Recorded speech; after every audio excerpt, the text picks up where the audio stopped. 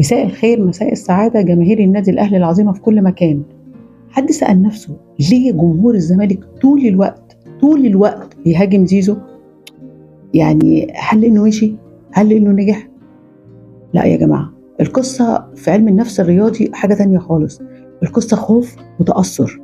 هم متأثرين جدا جدا جدا نفسيا بلاعب قعد معاهم كتير قوي، قعد معاهم سنين وحقق معاهم انجازات وبطولات، وكان هو بالنسبه لهم اللاعب العظيم، يعني اللاعب اللي هو يعني اللي فعلا نقلهم في حته تانية، وتاثر من نجاحه مع الفريق المنافس. فمؤكد طبعا ان هو مشي من الزمالك للاهلي، ده كان له تاثير صعب جدا على الجمهور.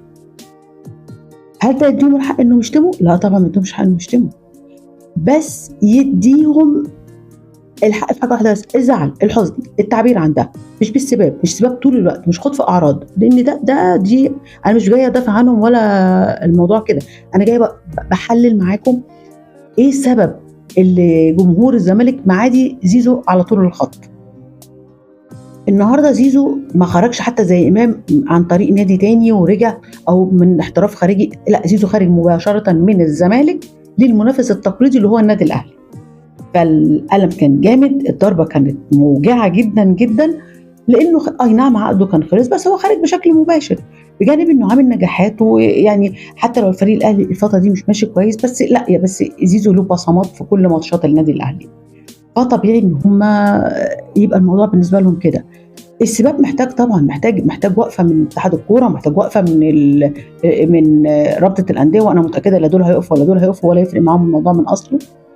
انما انا عايزه اقول حاجه: النهارده اي لاعب يخرج من نادي لاخر ده بيحتاج منه تحديدا لما يكون راح للمنافس، محتاج انه يكون لاعب صلب قوي، يعني عنده عليه احترافيه عاليه جدا جدا جدا، وزيزو يمتلك ده.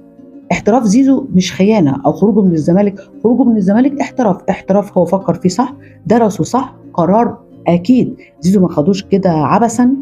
وزيزو عارف كويس جدا جدا جدا ايه اللي هيتعرض له من جمهور النادي الزمالك، انه تحديدا عايش وسط جمهور الزمالك، وعارف يعني عارف شويه، عارف اخلاقات تحديدا اللي بيروحوا الملاعب. فزيزو يا جماعه ما تقلقوش منه، صلب جدا، زيزو قوي جدا يعني من كلام الناس اللي حواليه. ففي ماتش الاهلي الجاي ان شاء الله بكره، الاهلي والزمالك في السوبر، ما تقلقوش ان زيزو هيتاثر او زيزو هيبقى محطوط تحت ضغط. لا لا لا، زيزو عارف يخرج نفسه من الحاله دي كويس جدا. زيزو متوقع ومستني وعارف ان السباب هيبقى عامل ازاي. هو السباب بكره هيبقى فوق الناس ما تتخيلوا، هياخد او هياخد في سمعه او سيره كل عيله زيزو تقريبا، زوجته واسرته وكل الناس، زي كده بقى كانوا بيعملوا مع امام ولسه بيعملوا مع زيزو. فما تقلقوش ان زيزو، لا زيزو صلب جدا، زيزو هيواجه الموضوع ده بكل حزم.